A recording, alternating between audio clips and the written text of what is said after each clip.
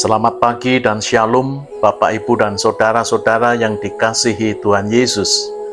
Selamat berjumpa kembali pada awal minggu yang baru ini. Dan saya berharap kita semua dalam penyertaan dan pemeliharaan Bapa di sorga. Sebelum kita membaca dan merenungkan firman-Nya, mari kita mohon pimpinan Roh Kudus dalam doa. Bapa yang penuh kasih, kami bersyukur untuk satu minggu yang telah kami lalui bersama-sama Tuhan.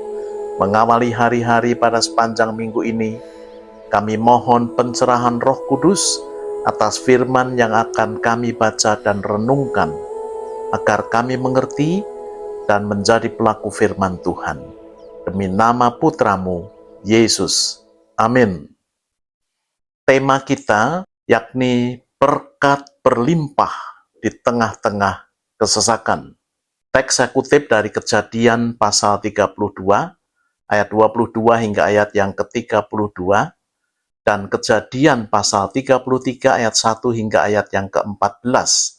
Seperti biasanya, saya membaca sebagian saja, dan saudara-saudara sekalian membaca selengkapnya sendiri. Demikian firman Tuhan. Bertanyalah orang itu kepadanya, "Siapakah namamu?" Sahutnya, "Yakub." Lalu kata orang itu, "Namamu tidak akan disebutkan lagi Yakub, tetapi Israel, sebab engkau telah bergumul melawan Allah dan manusia, dan engkau menang." Kejadian 32 ayat 27 dan 28. Dan Yakub sendiri berjalan di depan mereka, dan ia sujud sampai ke tanah 7 kali, hingga ia sampai ke dekat kakaknya itu. Tetapi Esau berlari mendapatkan dia, didekapnya dia, dipeluk lehernya dan diciumnya, lalu bertangis-tangisanlah mereka. Kejadian 33 ayat 3 dan 4. Saudara-saudara yang Tuhan kasihi, Tuhan menciptakan manusia terdiri dari 3 unsur, yakni roh, jiwa, dan tubuh. Namun ketika kita mendengar frasa berkat Tuhan, kecenderungan manusiawi kita hanya fokus pada perkara-perkara jasmani dan materi saja. Semestinya lah kita melihat berkat Tuhan secara komprehensif, rohani, jiwani, dan jasmani materi. Saudara-saudara yang Tuhan kasihi, mari kita sejenak mengamati kehidupan Yakub di rumah Laban sebelum ia kembali ke Kanaan. Sebelum tiba di rumah Laban, di Bet-El, Yakub dijumpai Tuhan yang menjanjikan penyertaan, perlindungan, dan berkat bagi dirinya. Inilah kasih karunia Tuhan yang merupakan berkat rohani terbesar dan menjadi titik awal pengenalannya akan Tuhan. Di rumah Laban, Yakub bekerja keras selama 14 tahun dan memperoleh Rahel, Lea, dan anak-anaknya dengan sedikit harta, karena 10 kali Laban mengubah upahnya. Kemudian ia bekerja lagi pada Laban, dan kali ini ia bekerja keras dan dengan iman. Hanya dalam waktu 6 tahun, ia diberkati berlimpah kambing domba, para budak, unta, dan keledai. Saudara-saudara yang dikasihi Tuhan, melihat kekayaan Yakub yang berlimpah, anak-anak Laban menuduh Yakub mencuri ternak-ternak ayahnya. Bahkan ketika Laban menemuinya, gestur wajah dan tubuhnya tidak lagi seperti biasanya. Ini membuat Yakub tidak nyaman. Di tengah-tengah situasi yang demikian, berfirmanlah Tuhan kepada Yakub, "Pulanglah ke negeri nenek moyangmu dan kepada kaummu, dan aku akan menyertai engkau." Kejadian 31 ayat 3. Perintah Tuhan ini menimbulkan dilema pada diri Yakub. Di satu sisi, ia mau taat pada perintah Tuhan. Di sisi lainnya, ia takut bertemu Esau yang akan membunuhnya. Ia dilanda ketakutan yang sangat menyesakkan hatinya, bahwa ia, istri-istri, serta anak-anaknya akan dibunuh oleh Esau. Ia kemudian berdoa, "Lepaskanlah kiranya aku dari tangan kakakku, dari tangan Esau, sebab aku takut kepadanya. Jangan-jangan ia datang membunuh aku, juga ibu-ibu dengan anak-anaknya. Kejadian 32 ayat 11. Trik yang ia lakukan ketika mendengar Esau sedang dalam perjalanan untuk menemuinya dengan 400 pasukan, Yakub menyiapkan upeti, ratusan kambing domba, puluhan unta lembu serta keledai. Ia kemudian membagi rombongannya agar ia dan keluarganya selamat dari tangan Esau. Setelah menyeberangkan semuanya, ia tinggal sendiri di tepi sungai Yabok. Ia kemudian dijumpai Allah kembali melalui pergulatan dengan seseorang, dan orang itu memukul sendi pangkal pahanya hingga ia terpelecok dan pincang. Kemudian Yakub memohon berkat, dan ia diberkati, dan namanya diubah menjadi Israel, yang artinya Allah adalah pemenang. Yakub, arti secara etimologinya yakni yang memegang tumit. Namun arti yang lekat dengan dirinya adalah penipu. Kejadian 27 ayat yang ke-36. Perjumpaan kembali dengan Allah di tepi sungai Yabok memiliki implikasi. Pertama, ini merupakan jawaban doanya. Kedua, Yakub tidak lagi mengandalkan dirinya sendiri, sebab ia pincang dan tidak dapat lari dari Esau.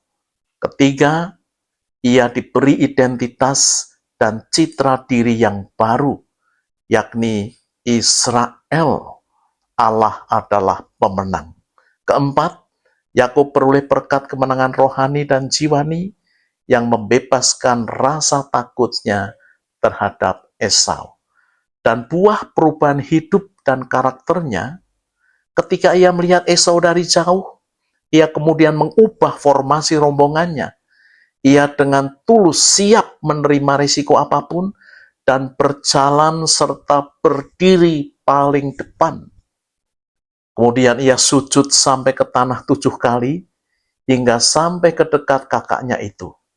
Semua ini berarti bahwa ia tidak lagi memikirkan keselamatan dirinya sendiri.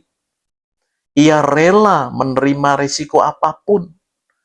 Bahkan ia merendahkan diri serendah-rendahnya sebagai ekspresi pengakuan kesalahannya pada abangnya tersebut. Kemudian Esau berlari mendapatkan dia. Didekapnya dia, dipeluk lehernya dan diciumnya.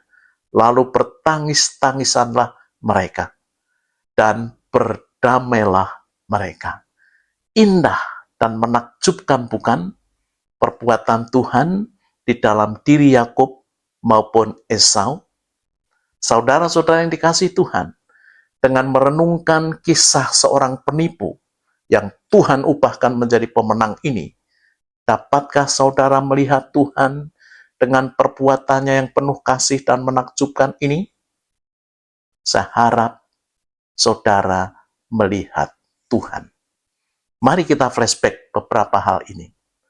Ketika Yakub pergi meninggalkan rumahnya karena hendak dibunuh Esau, kakak laki-lakinya, ia mengalami depresi dan kesesakan yang hebat. Namun Tuhan menjumpai dia di Betel, dan ia beroleh berkat rohani terbesar dan kelegaan dalam hidupnya. 14 tahun di rumah Laban, ia juga mengalami kesesakan jiwani plus jasmani, karena Laban 10 kali mengubah upahnya. Namun 6 tahun kemudian, setelah ia membereskan hidupnya dengan Tuhan, hasilnya ia diberkati Tuhan secara rohani, jiwani, dan jasmani berkelimpahan. Dari berbagai peristiwa yang Yakub alami, meski banyak kesesakan, namun berkat Tuhan jauh lebih besar daripada kesesakannya. Saudara-saudara yang diberkati Tuhan, saya melayani sepasang remaja yang menikah sebelum waktunya. Keduanya hanya lulus SMP. Bayangkan, lulusan SMP mau kerja di mana? Mau kerja apa untuk memenuhi kehidupan mereka? apalagi istrinya sedang mengandung. Kesesakan mereka lengkap secara rohani, jiwani, dan jasmani. Dan Tuhan memberi kesempatan kepada saya untuk melayani mereka. Saya sampaikan Injil dan mereka percaya. Kemudian istri saya membelikan Alkitab baru kepada mereka dan mendorong mereka membaca, merenungkannya, dan akhirnya mereka dibaptis di sebuah gereja. Kemudian saya menolong suaminya dengan membelikan peralatan perbengkelan untuk kerja. Selepas kerja perbengkelan, ia diterima sebagai driver di gerejanya. Ia berbakat juga bermain musik dan direkrut untuk melayani di gerejanya. Secara rohani, mereka berdua bertumbuh, tetapi masih kesesakan untuk biaya hidup. Akhirnya Tuhan tolong si suami kredit mobil untuk taksi online.